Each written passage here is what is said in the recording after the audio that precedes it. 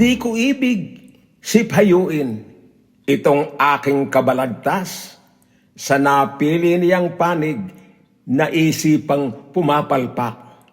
Pagkatyaring aking puso, pag pumindig na ng ganap, isip niyang kakarangkal ay sa kangkungan babagsak.